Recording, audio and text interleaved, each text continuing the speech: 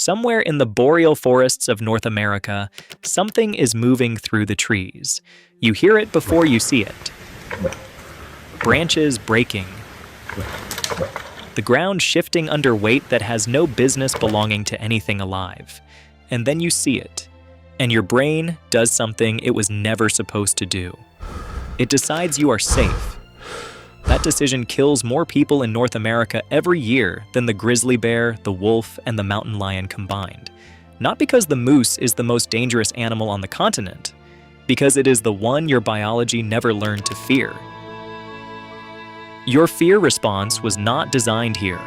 It was built in Africa, calibrated to recognize specific geometries of danger. The low crouch of a lion, the lateral movement of a snake, the surface ripple of a crocodile. These shapes, these specific profiles of threat, are burned into the human nervous system at a level below conscious thought. You don't decide to fear them. You already do, before your brain has time to form a decision. To understand why the moose is what it is, you have to understand where it lives. The boreal forest, the vast belt of coniferous woodland that stretches across Canada, Alaska, Scandinavia, and Russia, is not a gentle environment. Winters reach -40 degrees Celsius. Snow accumulates to depths that would bury most animals entirely. The growing season is short, violent, and competitive. Predators include wolves, bears, and, historically, the now extinct short-faced bear, a creature that stood well over 1.5 meters at the shoulder and weighed several hundred kilograms or more. The moose evolved to survive all of it.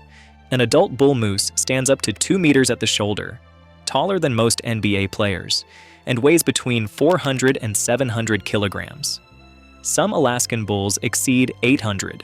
He is not built like prey. His legs are long, powerful, and equipped with hooves that can split bone on impact. His neck carries antlers that can span nearly 2 meters across and weigh up to 40 kilograms. Not for display, not for intimidation, but as weapons refined over millions of years of combat. His body is a cold weather engineering achievement. His nostrils can close completely to prevent water inhalation while swimming. His hooves splay wide to distribute weight across snow and ice, functioning as natural snowshoes. His stomach can process bark, twigs, and aquatic vegetation that would be nutritionally useless to almost any other large mammal. He can swim for hours, covering significant distances in open water, submerging completely to feed on lake-bottom vegetation. He is not the lumbering, slow-moving animal the postcards suggest. A moose at full charge reaches 55 kilometers per hour, across terrain that would slow a human to a walk, without hesitation, without deceleration until contact is made, and the charge is not always preceded by warning. The documented cases of moose attacks read differently from bear or mountain lion encounters, and the difference is important. Bear attacks have a recognizable escalation pattern. There is usually a trigger, a bluff charge, a moment where retreat is still possible. Mountain lion attacks are ambushes, terrifying, but with a logic rooted in predation. The lion wants prey. If you fight back hard enough, it recalculates. Moose attacks frequently have no observable trigger. Researchers and wildlife officials who have studied moose behavior consistently describe encounters that began with an animal that appeared calm, standing, feeding, showing no visible signs of distress, and ended in a charge that arrived without warning, without posturing, without any of the behavioral signals humans have been trained to look for. In February 2019, in Anchorage, Alaska, a woman was walking her dog on a residential street when a cow moose charged without warning, knocked her to the ground, and stomped her repeatedly before moving off. She survived, with severe injuries. The moose had been standing approximately 15 meters away. It showed no signs of agitation in the seconds before the attack. In January 2016, also in Anchorage, a student was charged by a moose while walking between campus buildings in daylight in a populated area, surrounded by other people. The animal kicked her multiple times before bystanders drove it off. She required hospitalization. These are not wilderness encounters. These are urban incidents in populated areas involving people who were doing nothing unusual, and they are not rare in Anchorage. Anchorage is a city of approximately 290,000 people. It is also home to one of the densest urban moose populations on Earth. Estimates place the number of moose within or immediately adjacent to the city at between 250 and 1,500 animals, depending on season, a range that itself reflects how difficult the animals are to census, how fluidly they move through the urban landscape, and how thoroughly they have integrated human infrastructure into their daily patterns. They walk through school parking lots during morning drop-off. They stand in hospital driveways. They block airport access roads.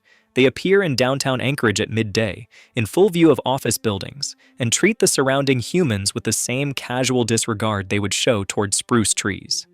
Anchorage's Animal Control Division responds to moose-related calls the way traffic management responds to accidents, constantly, as a routine function of operating a city. The municipality issues seasonal warnings. Local schools have protocols for moose on school grounds, specific procedures for what to do when an animal is found in a playground or blocking a building entrance, written into the same operational manuals as fire drills and lockdown procedures. Hospitals have documented moose-related injuries every winter for decades. The Anchorage Daily News maintains a running log of moose incidents the way other city newspapers track traffic or weather. It is not news. It is infrastructure. What makes Anchorage particularly instructive is not the frequency of encounters. It is the profile of the people involved. These are not tourists making naive mistakes in unfamiliar wilderness. These are residents, people who have lived alongside moose for years, who understand intellectually that the animals are dangerous, who have heard the warnings and read the statistics, and who still, in the moment of proximity, underestimate what is standing in front of them, because the animal looks calm, because it has been there before without incident, because nothing in their nervous system is telling them to run. What Anchorage represents is not an anomaly. It is a preview. As moose populations expand southward, driven by milder winters that extend their viable range, by the proliferation of suburban landscaping that provides excellent browse, by the suppression of wolf populations that historically kept moose movements constrained, the pattern Anchorage established is replicating itself in communities across the northern United States and southern Canada. The moose is not retreating from human expansion. It is following it. The most dangerous moose is not the bull with the largest antlers. It is the cow in late spring. Between May and July, female moose give birth to calves, typically one, occasionally twins. For the following weeks, the cow operates in a state of threat assessment so hair-trigger that wildlife biologists describe it as a fundamentally different behavioral mode. Her tolerance for perceived proximity to her calf drops to near zero. Her response to anything she interprets as a threat is not retreat, it is engagement. Dogs trigger this response reliably and catastrophically. To a cow moose with a calf, a dog, regardless of size, regardless of leash status, reads as a predator, a wolf analog, something that has come for her offspring. And what follows is not a warning. It is an attack delivered at full weight, full speed, and with the specific targeting that comes from millions of years of defending calves against animals that wanted to eat them. Wildlife agencies across Alaska, Canada, and Scandinavia have documented hundreds of incidents in which dog walkers, people simply exercising their pets in areas where moose are present, triggered attacks that left them hospitalized. The pattern is consistent enough that Anchorage Animal Control issues specific annual warnings about dogs and moose, not about approaching moose, about existing near them with a dog during calving season. The other high danger period is the rut.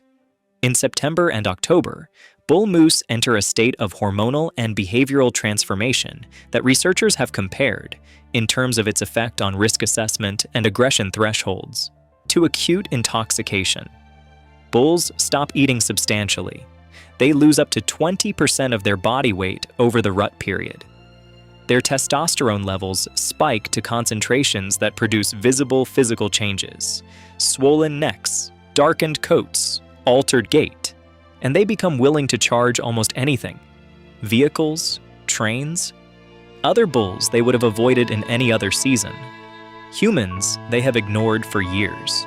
During the rut, familiar moose, animals that have been habituated to human presence over seasons of proximity, become unpredictable in ways that surprise even experienced wildlife managers. The behavioral memory of tolerance does not survive the hormonal override of the rut. A bull that has walked past your house every morning for 3 years will, in October, look at you differently. The injuries produced by moose attacks are distinct from those produced by bear or mountain lion encounters, and understanding the difference explains why the moose is so consistently underestimated even by people who know better. Bear attacks produce lacerations, bite wounds, punctures. They are horrifying, but they have a recognizable profile. Mountain lion attacks are targeted: throat, skull, cervical spine. The predator is trying to kill efficiently. Moose attacks produce blunt force trauma at scale. The primary weapons are the front hooves, each one a hardened, sharp-edged structure driven by the full weight and momentum of an animal that may weigh 700 kilograms. When a moose rears and strikes downward, the force delivered is sufficient to fracture skulls, collapse rib cages, and shatter femurs in a single impact. When it strikes repeatedly, which documented cases show it does, in a stomping pattern that continues until the perceived threat is neutralized, the injuries accumulate in ways that trauma surgeons describe as resembling high-speed vehicle collisions more than animal attacks. Victims who have survived moose attacks and been able to describe them consistently report the same thing: the speed. Not the pain, not the sound, not the sight of the animal. The speed. The complete absence of a gap between the moment the attack began and the moment they were on the ground, unable to move. There is no martial arts training, no situational awareness protocol, no wildlife safety course that meaningfully prepares a human body to absorb a moose strike. The physics do not allow it. What wildlife agencies recommend, playing dead, moving behind a large tree, getting inside a vehicle or building, is not a survival strategy in any active sense. It is a waiting strategy. Get out of the situation and wait for the animal to lose interest. Because there is no fighting back. There is no deterrent that works reliably in the moment of contact. Bear spray has documented effectiveness against bears. Against moose, its record is inconsistent at best. The moose is not deterred by pain signals the way a bear is. It is deterred by the elimination of the perceived threat. And if the threat is still present, still moving, still existing in its space, it continues to respond. There are approximately 1 million moose in North America, another 400,000 in Scandinavia and Russia. The population is not endangered, not declining, not retreating. In many regions, it is actively expanding, following the contraction of wolf populations and the northward movement of suitable habitat driven by climate change. In Sweden, moose cause more than 6,000 vehicle collisions per year. In Canada, moose vehicle collisions result in dozens of human fatalities annually, more than wolf and bear attacks combined in a typical year by a significant margin. In Alaska, the state wildlife agency tracks moose attacks with the same systematic attention they apply to brown bear incidents because the numbers justify it. These statistics exist in public databases. They are not hidden, and yet the cultural image of the moose, ungainly, almost comedic, a symbol of the benign wilderness, persists with a stubbornness that has no rational basis. Part of that persistence is the animal's appearance. The long, bulbous nose, the dewlap hanging beneath the jaw, the ears that seem disproportionately large. The moose does not look like a predator because it is not one. And that distinction, herbivore, not hunter, has been sufficient, culturally, to move it out of the category of things we fear. But fear was never about predation alone. Fear, in its most useful form, is about damage potential.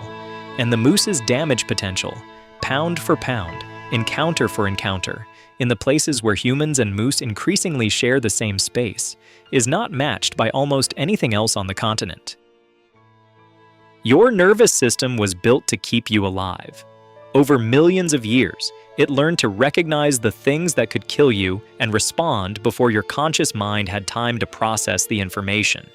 It learned lions. It learned snakes. It learned the dark and heights and fire. It never learned this. It never learned the animal standing 2 meters tall at the edge of a parking lot in Anchorage on a Tuesday morning, watching you with eyes that register no aggression, no hunger, no malice, because it feels none of those things. It is simply present, and it is simply deciding, in the same unhurried biological way it decides everything, whether you are a problem. You have no instinct that tells you what to do next. No inherited template for this specific shape of danger. You are standing in front of one of the most physically powerful animals in North America, and your body is giving you nothing. That is the most dangerous thing about the moose. Not its size, not its speed, not its hooves or its unpredictability, or the fact that it kills more people than the animals you actually fear. The most dangerous thing about the moose is the silence inside you when you see one, the absence of alarm. The feeling, completely unfounded and potentially fatal, that everything is fine